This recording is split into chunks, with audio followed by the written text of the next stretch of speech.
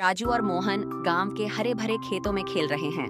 दोनों की उम्र लगभग 10 से 12 साल की है। हंसी मजाक करते हुए राजू और मोहन का एक दूसरे के प्रति प्यार साफ झलकता है। मोहन राजू को एक रोमांचक यात्रा पर जाने के लिए मना रहा है। दोनों एक पुराने पीपल के पेड़ के नीचे बैठे हैं। राजू हिचकिचा रहा है, जबकि मोहन उसे तरह तरह की बातें करके समझा रहा है। दोनों दोस्त एक घने और अंधेरे जंगल में प्रवेश करते हैं। राजू थोड़ा डरा हुआ है, लेकिन मोहन उत्साह से भरा हुआ है और चारों ओर देखते हुए कहता है कि जंगल में छिपे खजाने को ढूंढेंगे। चलते चलते दोनों एक रहस्यमयी झील तक पहुंचते हैं। झील का पानी गहरा और शांत है और उसका रंग नीला हरा सा है। मोहन कहता है कि झील में कोई राज छुपा है। राजू थोड़ी उत्सुकता और डर के साथ झील को देखता है। दोनों दोस्त झील में खजाने की तलाश में उतरते हैं। पानी के नीचे उन्हें एक पुराना संदूक मिलता है। संदूक को खोलते ही दोनों के चेहरे पर चमक आ जाती है। संदूक में असल खजाना सोना चांदी नहीं, बल्कि एक पुराने कागज पर लिखी एक सीख है, सच्चा खजाना दोस्ती है। दोनों मुस्कुराते हुए वापस लौटते हैं और समझते हैं कि उनकी दोस्ती ही उनका असली खजाना है। बहुत समय पहले एक छोटे से गांव में एक ईमानदार लकड़हारा रहता था। उसका नाम रामू था।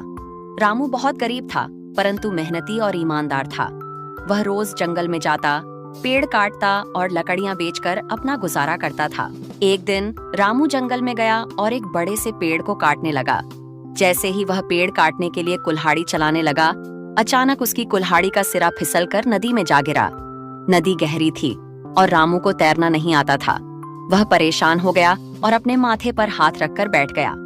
रामू की ईमानदारी को देखकर अचानक नदी से एक देवी प्रकट हुई। उन्होंने रामू से पूछा, तुम इतने उदास क्यों हो रामू?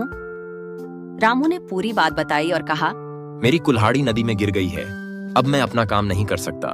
देवी ने रामू से कहा, चिंता मत करो, मैं तुम्हारी मदद करूंगी। उन्होंने नदी से एक चमचमाती सोने की कुल्हाड़ी निकाली और रामू से पूछा, क्या यह तुम्हारी कुल्हाड़ी है? रामू ने ईमानदारी से कहा, नहीं, यह मेरी कुल्हाड़ी नहीं है। फिर देवी ने चांदी की कुल्हाड़ी निकाली और फिर से पूछा। रामू ने फिर से मना कर दिया।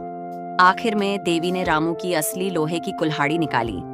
रामू ने तुरंत कहा, हाँ, यह मेरी कुल्हाड़ी है। रामू की ईमानदारी से प्रभावित होकर देवी ने उसे उसकी कुल्हाड़ी के साथ सोने और चांदी की कुल्हाड़ी भी उपहार में दी। रामू खुश होकर धन्यवाद करने लगा।